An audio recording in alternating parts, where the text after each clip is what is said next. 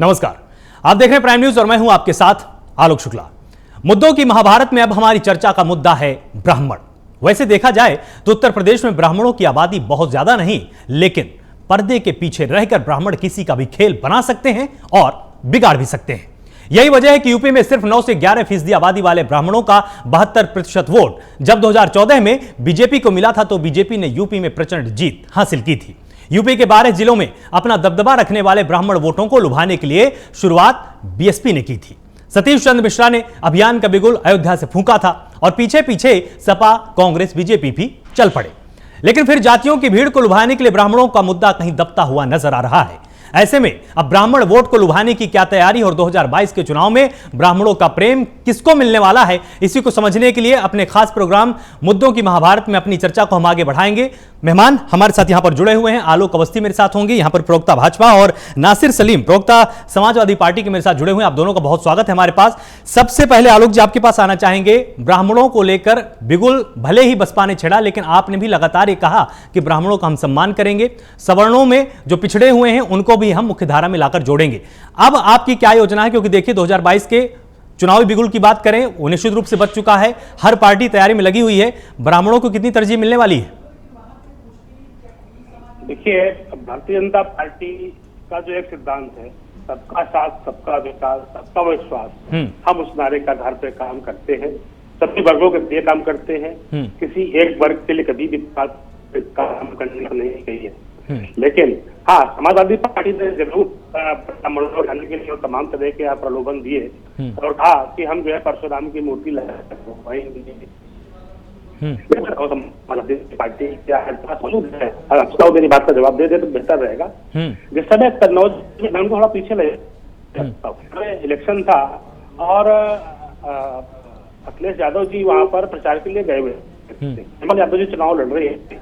वहां पर एक ब्राह्मण संजीव मिश्रा की हत्या कर दी गई थी, तो उस समय उसकी गर्दन काटी गई थी और कहा तो यह भी जाता है कि मुलायम सिंह यादव जी मुख्यमंत्री थे उस समय और उसकी गर्दन काट करके जो है मुख्यमंत्री आवास में ले जाई गई थी।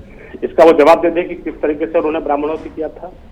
फिर बनारस की बात करता हूँ। बनारस में अभिमुक्तेश्वरानंद शंकराचार्य जी के उत्तराधिकारी है। रात के अंधेरे में सपा सरकार में उनके ऊपर लाठियों से हमला किया गया था। ब्राह्मण बच्चे छोटे जो बटुक होते हैं, जो शिक्षा ले रहे थे धर्म की, उनको पीटा गया था। ये बता देंगे कि क्यों ब्राह्मणों का क्या दोष था जो उनको पीटा गया था। फिर तीसरी बात मैं ये भी कहूंगा, समाजवादी पार्टी के ऊपर जिस तरह से अभी आप आरोप लगा रहे हैं उस तरह से तो समाजवादी पार्टी बोल रही है कि लगातार प्रदेश में ब्राह्मण सुरक्षित नहीं है। इस पर भी आप एक बार अपना पक्ष रख दीजिए, उसके बाद फिर नासिर सलीम मैं आपके पास आऊंगा।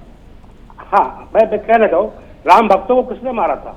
राम भक्तों को मारने वाले तो मुलायम सिंह यादव जी थे और अखिलेश यादव जी की सरकार के समय पे बनारस में जो है शंकराचार्य जी को उत्तराधिकारी को पीटा गया था।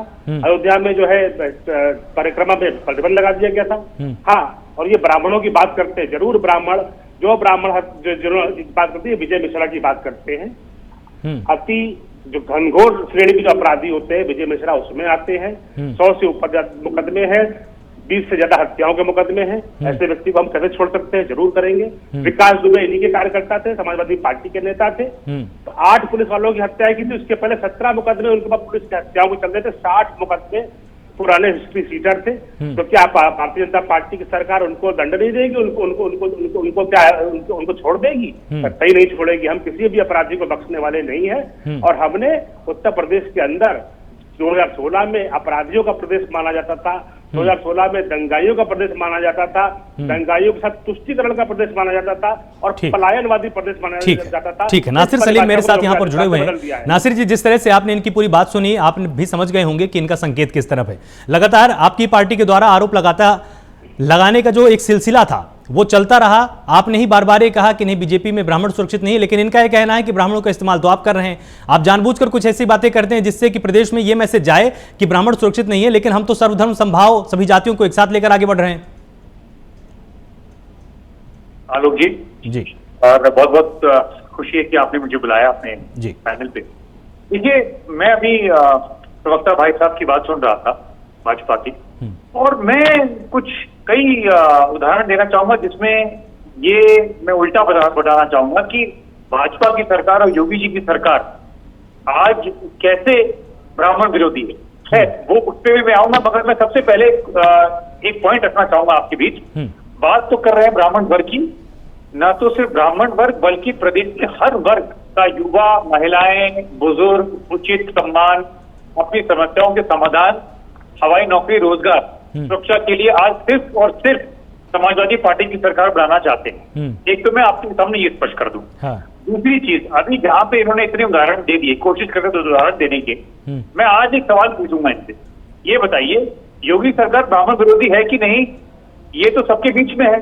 जिस तरह से ब्राह्मणों का दमन किया जा रहा है उससे साबित है कि सरकार ब्राह्मण विरोधी है। जैसे कि आप लखनऊ में ही लीजिए आलोक भाई, ब्राह्मण नेता कमलेश तिवारी की हत्या योगी सरकार के बनते ही दिन दहाड़े कर दी गई।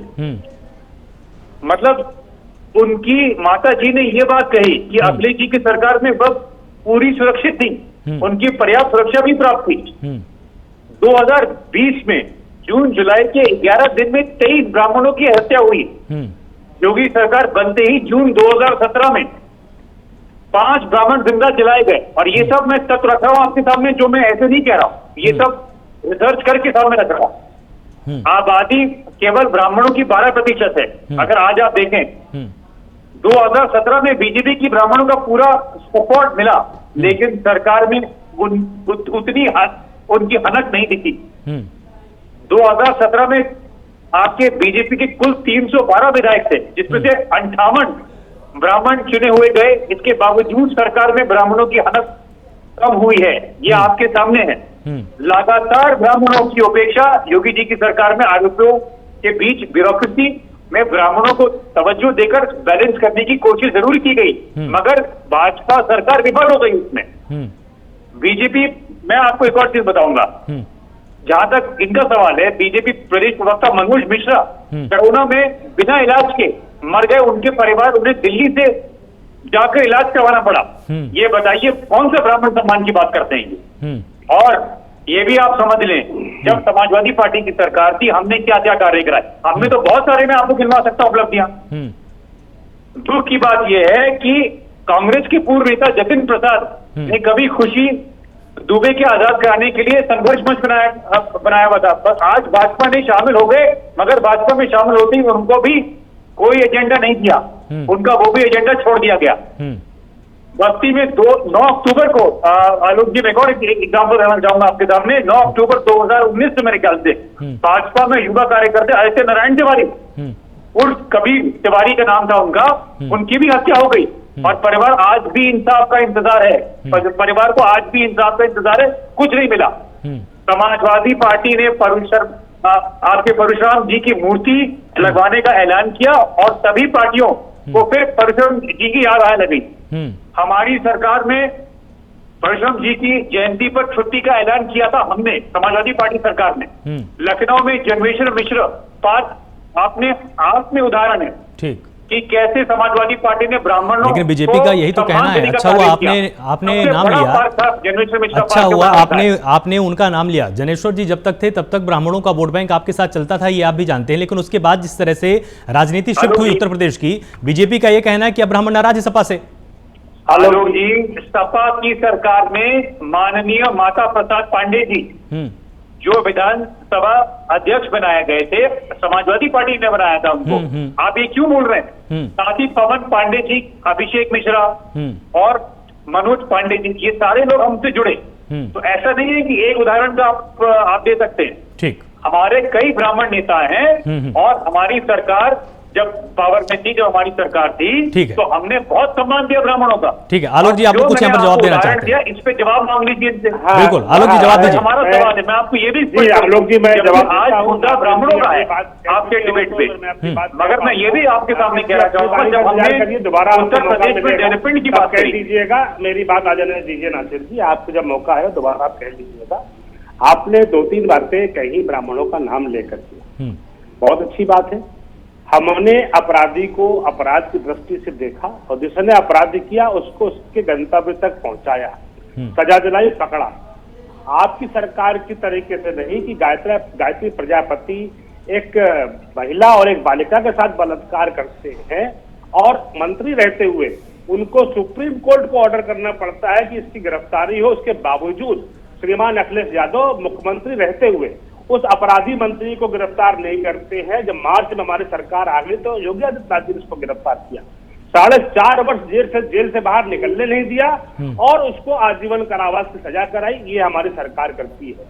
जिन अपराधियों का आप नाम ले रहे थे, मैं उनके बारे में आपको और कहना चाहता हूँ। नासिर जी, आप अपनी बात में जरूर जवाब दीजिएगा।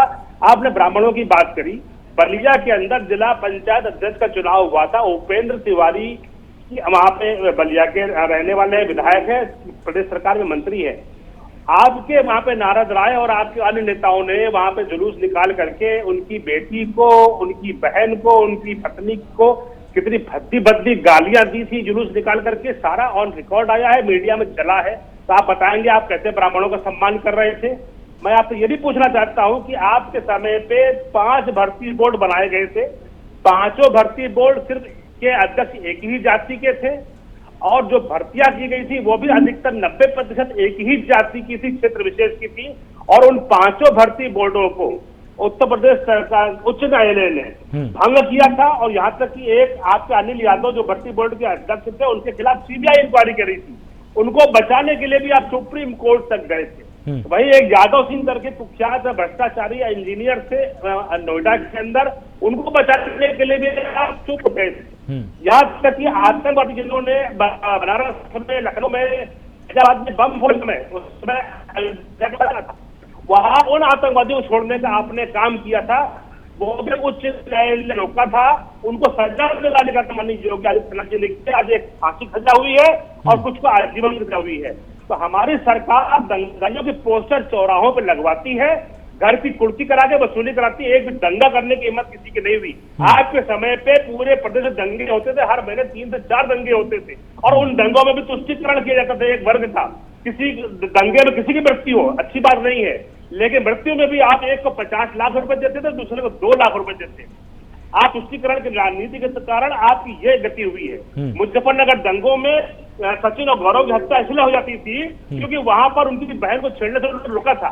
उस समय हत्यारों ने हत्या की और आप कैबिनेट हत्यारों को छुड़वा दिया था, जिसकी वजह से मुजफ्फर दंगे और आसपास जुर्म बढ़ते थे। उस समय आपकी सरकार सैफई में जो है नाच गाना देख रही थी, जो कि आपके वहां सैफई महोत्सव सरकार की उस पर होता था। तो आप शिक्षा की बात करते हैं। तो आपने कहा लखनऊ मेट्रो, अखिलेश यादव जी कहते हैं लखनऊ मेट्रो हमने चलाई। अरे मान्यवर, 8 किलोमीटर लंबी लाइन आपने बनाई, एक स्टेशन बन पाया। मतलब आलोक जी, मतलब आपका संकेत ये है कि अगर हम ब्राह्मणों की बात कर रहे हैं तो हम सिर्फ और सिर्फ विकास के एजेंडे के चलते कर रहे हैं। अगर ब्राह्मण में से कोई अपराधी भी हुआ तो भी हम उसको बख्शने वाले नहीं है, इसलिए कि हम जाति समीकरण नहीं साधना चाहते। मेरी बात मैं 2 मिनट और लूंगा प्लीज। आप जरा सा नासिर जी को बहुत समय दिया आपने। लखनऊ मेट्रो जानकारी जरूरी है, आपके चैनल, आपका चैनल बहुत देखा जाता है, आपका वर्ग को जानना जरूरी है। लखनऊ मेट्रो में आधे 50% इक्विटी जो है केंद्र सरकार की है।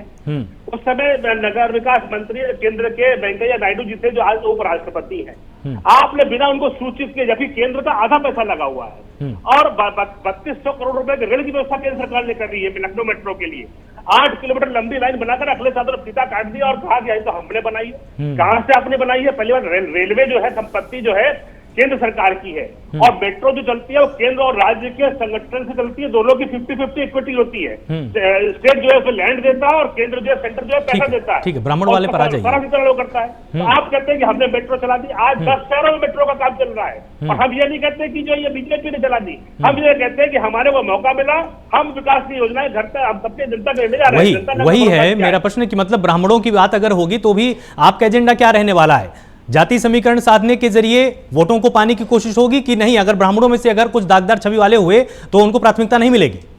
देखिए, ब्राह्मणों का और हम हर जाति का हमारे सम्मान है, हर वर्ग का सम्मान है। यहाँ मुसलमानों का भी हमारे सम्मान है। हम जब 6000 रुपए किसानों में बांटते हैं तो किसी का ज्यादा धर्म देख के नहीं देते, हम उनको सबको देते हैं। हम अगर सिलेंडर बांट रहे हैं मुफ्त में तो हम सबको देते हैं। हम जो है, अगर हमने 42 लाख घर दिए हैं, हर वर्ग को दिए हैं और ज्यादातर अल्पसंख्यक समाज को और दलित वर्ग को उसका लाभ हुआ है। हमने कभी बांट की जमात को नहीं देखा है। हमारे यहाँ ब्राह्मण का भी उतना सम्मान है जितना सम्मान दलित का है। इसलिए मेरा साफ साफ कहना है कि आप जातियों में में बांट कर देखना बंद कर दीजिए। और अखिलेश यादव जी, आप मुंगेरी लाल घसे सपने देख रहे हैं, आपके सपने टूट गए, इसलिए आप जिन्ना को ले आए। नहीं, समाजवादी पार्टी का तो ये कहना है कि ब्राह्मणों की हमें इतनी चिंता है, समाजवादी पार्टी का तो ये कहना है कि परशुराम जी की चिंता तो कभी बीजेपी क्यों नहीं, ब्राह्मणों का वोट ये लोग लेते आए, हमने सबसे पहले छुट्टी दी, हमने सबसे पहले मूर्ति स्थापित की, उसके बाद आप लोग पीछे चल पड़े। देवी आ रहा हूँ बस आपके पास आ रहा हूँ। हमारे देवता, हमारे जो भगवान है वो सभी वर्गों के लिए है, वो किसी एक जात की विशेष में नहीं है। परशुराम जी को जो आप जात विशेष का देवता बनाने पर तुले हुए हैं, ये भी घनघोर अपराध है। परशुराम जी सभी समाज के नेता थे, जिस समय परशुराम जी का जन्म हुआ था, जात व्यवस्था तो अंग्रेजों ने लाई है। नासिर जी, ऐसा है, मैं तो ये सोचा था कि डिबेट ब्राह्मणों पे रहेगी, मगर हमारे जो प्रवक्ता भाई उन्होंने सारे विषय के सारे पॉइंट जोड़ दिए, तो मैं एक एक करके जवाब दूंगा, तो इसलिए थोड़ा पेशेंटली सुनिएगा, विनम्रता से सुनिएगा थोड़ा। देखिए, सबसे पहली चीज तो मैं ये बोलना चाहूंगा, अगर सम्मान की बात है तो जो पीड़ित हैं, जिनको कोरोना के काल में जब आपको जरूरत थी ब्राह्मणों की, तो आपने उनको क्यों नजरअंदाज किया? क्या जरूरत थी कि आपके खुद लोग जो कह रहे हैं, जो ब्राह्मण समाज के हैं, वो कह रहे हैं कि भाई योगी सरकार ने हमें जरूरत नहीं थी जब हमें जरूरत थी, कि हम तो नहीं कह रहे। दूसरा सवाल ये बताइए, 312 जो आपके विधायक हैं उनमें से 58 ब्राह्मण थे और हैं, जो जनता ने जिनको चुन के आगे भेजा, उनके हालात कम हुए हैं, ये बताइए आपने उनको क्या सम्मान दिया? तीसरा सवाल, मैं आपको पॉइंटेड सवाल दूंगा, उसका जवाब दीजिएगा। तीसरा सवाल ये बताइए कि आप जो सवाल मैंने खड़े किए उसका जवाब दे दीजिए। एक मिनट, सवाल खड़े किए की रिपोर्ट ये बात कह रही है कि सबसे ज्यादा दंगे हुए तो उत्तर प्रदेश की सरकार में हुए 2017 के बाद से। जो बनारस के अंदर जो नहीं आता, ये कौन सी बात करते हैं? ये क्या फारसी पढ़ रहे हैं क्या? एनसीईआरटी की रिपोर्ट तो हिंदी में आती है, इंग्लिश में आती है, तो ये कौन सी रिपोर्ट पढ़ रहे हैं? फारसी रिपोर्ट पढ़ रहे हैं क्या फ्रेंच पढ़ रहे हैं क्या? जापानी पढ़ रहे हैं क्या? अरे भाई साहब, एनसीईआरटी की रिपोर्ट कह रही है कि सबसे ज्यादा दंगे हुए वो आपकी सरकार में हुए, आप उसको भी नहीं मानने के लिए तैयार। रही बात मेट्रो की, अब सुन लीजिए मेट्रो की बात, क्योंकि आपने, मैंने आपको बीच में नहीं बोला तो आप भी मत बोलिए। आलोक जी 2 मिनट रुक जाइए। आलोक जी 2 मिनट, आपके पास आऊंगा सीधे। आलोक जी आपके पास आऊंगा। आलोक जी आपके पास आऊंगा। अब रही बात मेट्रो पे, आलोक जी मेट्रो पे ये बताइए, इनका ये कहना है मेट्रो 50% इक्विटी सेंटर की स्टेट की है, तो भैया जब हमने मेट्रो लॉन्च किया तब तो आपका सेंटर चुप था, जब हमने वो पूरा करके दिया, जब कंप्लीट हो गया, अब मेट्रो भाई सेंटर आप ये बताइए, मुद्दा ये है आलोक भाई कि इनको ना ये पढ़ के आते हैं ना ये समझ के आते हैं। हर बार मैं आपको बता दूं, सच बात ये है कि इन्होंने ब्राह्मण समाज के लिए कभी कुछ नहीं किया। योगी सरकार ब्राह्मण विरोधी है और इन लोगों को इसका सबक मिलेगा 2022 में। जनता ने मैं बिल्कुल सीधा प्रश्न, जो आपने प्रश्न यहाँ पर खड़ा किया, इनके खुद जो लीडर हैं वो यही कहते हैं बार बार कि अगर इन्होंने कुछ काम किया होता तो आज योगी सरकार ब्राह्मण विरोधी नहीं कराई जाती। ठीक है, मैं आपका ही प्रश्न मैं इन तक कन्वे कर रहा हूँ। आपका ही प्रश्न मैं थोड़ा सा और बड़ा करके, थोड़ा सा और आपके ही प्रश्न को, ठीक है, आपके ही प्रश्न को थोड़ा सा और बड़ा करके आलोक जी मैं आपके पास यहां पर पेश करूंगा। इनका यह कहना है कि 58 विधायक ब्राह्मणों से आए, उसके बाद भी जो दमदार पोर्टफोलियो मंत्रालय के थे वो उनको नहीं दिए गए। साथ ही समाजवादी पार्टी ये भी आरोप लगाती है कि जिस तरह से लक्ष्मीकांत वाजपेयी का नाम बार बार सामने आता है, विपक्ष ये बोलता है कि पहले तो प्रदेश अध्यक्ष थे, जब जरूरत नहीं थी सरकार में तब उनको साइड कर दिया गया, अब जैसे चुनाव आए हैं अब इनको फिर से लक्ष्मीकांत वाजपेयी याद आए। तो क्या सच में ऐसा है क्या, जिस तरह का आरोप ये लोग लगा रहे हैं? देखिए आलोक जी, समाजवादी पार्टी का जो कार्यकाल था, अपराधियों का, दंगाइयों का, तुष्टीकरण करने वालों का, आतंकवादियों को छोड़ने वालों का, इस तरह का राज था और एक भयंकर लूट का राज था। जब लूट मार होती थी, आपको मैं एक आंकड़े दूंगा, खनन में उस समय 1200 करोड़ रुपए का राजस्व प्रति ईयर आता था, आज वो बढ़कर के 6000 करोड़ से अधिक आ रहा है। पूछिए बीच का डिफरेंस कहाँ जा रहा था, उनसे ये पूछिए। एक्साइज में 13,000 करोड़ रुपया सरकार के रेवेन्यू में आता था प्रति वर्ष, ये रिकॉर्ड में है, और आज 33,000 करोड़ रुपए कैसे आ रहा है? तो ये बीच का डिफरेंस 20,000 करोड़ रुपए की जेब में जा रहा था। मंडी शुल्क 600 करोड़ रुपए आता था इनके समय पे, आज थोड़ा सा ब्राह्मणों वाले करोड़ रुपए आ रहा है। ब्राह्मणों वाले मुद्दे पर थोड़ा सा फोकस। रही बात पूर्वांचल एक्सप्रेस वे बनाने की, पूर्वांचल एक्सप्रेस वे में 2000 करोड़ रुपया हमारी सरकार ने बचाया है। इनसे पूछिए कि 2000 करोड़ रुपए। ठीक है, पूछो थोड़ा सा ब्राह्मणों वाले मुद्दे पर आप थोड़ा सा उत्तर दे दीजिए। हमने वो रोड के वो भी देखे हैं एक्सप्रेस पे, नासिर जी, आलोक जी, जो इनका प्रश्न था उस पर आइए आप। जहां तक आप रेवेन्यू की बात कर रहे हैं, मैं आपको बता दूं उत्तर प्रदेश एक रेवेन्यू स्टेट है। नासिर जी एक सेकंड। सलीम के पास कोई जवाब नहीं था कि संजू मिश्रा की भाजपा संगठन की क्यों हत्या कर दी गई, विकास दुबे को इन्होंने क्यों पाला पोसा था, इसका जवाब नहीं दिया। ब्राह्मण थे ना नेता इनके यहाँ का, विजय मिश्रा इनका ब्राह्मण नेता है तो जेल में अतीक अहमद इन्हीं का नेता। ये बताइए, अभी आप गुंडे सरकार की बात कर रहे थे आलोक जी, 312 विधायक में 114 विधायक भाजपा के ऐसे हैं जिनमें गंभीर आरोप लगे। एक सर्किल अफसर को जवाब नहीं देना चाहिए, एक अपराधी के पास जो 312 विधायक। अच्छा ठीक है, आप दोनों रुकिए एक सेकंड, मुद्दा फिर डाइवर्ट हो जाएगा। एक सेकंड, आप दोनों रुकिए एक सेकंड। मैं एक प्रश्न आप दोनों से बिल्कुल यहां पर सीधा पूछूंगा। सबसे पहले आलोक जी आपसे ही कि अगर आपकी सरकार आती है और अगर उसमें ब्राह्मण वोट दे तो उसके लिए कौन सा ऐसा आधार है जो आप ब्राह्मणों के पास लेकर जाने वाले हैं? मतलब आपके थैले में ऐसा क्या है जो कि ब्राह्मणों के लिए हितकारी साबित होगा? कुछ अलग सी योजना है, आप उनमें से गरीबों की पहचान करके कुछ अलग उत्थान करने वाले हैं? आलोक जी देखिए, हमारी सरकार ने 10% उच्च वर्ग के लिए जो गरीब वर्ग से आते हैं उनके लिए आरक्षण की व्यवस्था करी है। किसी सरकार ने नहीं करी थी, हमने करी है उनके लिए। रही बात ब्राह्मण या क्या चाहता है, ब्राह्मण चाहता है कि उसका जो नेता हो वो उज्जवल हो, उसका चरित्र उज्जवल हो और योग्यता दे, ईमानदार नेता है। अखिलेश यादव करप्शन और घनघोर तुष्टिकरण वाले नेता की छवि नहीं है, जातिवादी नेता की छवि नहीं है। तीसरी बात मैंने ये कहूंगा, कानून को सम्मान कर किया जा रहा है इसके अंदर, जिस तरीके से हमने जो है दंगाइयों को खत्म किया, जिसमें आतंकवादी घटना नहीं होने, एक भी यूपी के अंदर दंगा नहीं होने दिया। नासिर जी बोल रहे कि आप झूठ बोल रहे हैं। नासिर जी का कहना है कि आप झूठ बोल रहे हैं। ब्राह्मण वही चाहता है हमारा नासिर जी बोले कि आप झूठ बोल रहे हैं आलोक जी, उस पर ब्राह्मण जो है आलोक जी डिबेट नहीं चलेगी, ये झूठों की डिबेट नहीं चलेगी। ये अच्छा आलोक शुक्ला जी आपको कोई चीज बता दीजिए। ठीक है नासिर जी, ठीक है, आपकी भी बात वहां तक पहुंच गई। एक सेकंड आलोक जी, नासिर जी एक सेकंड। नासिर जी अब आपसे भी वही प्रश्न है। नासिर जी आगे नहीं, अच्छी राजनीति में विफल हो चुके हैं, ठीक कोई भी एक केस नहीं लगाया। नासिर जी अब आपसे भी वही वाला प्रश्न है। आलोक जी एक सेकंड, आपकी बात आ गई ना। आलोक जी एक सेकंड,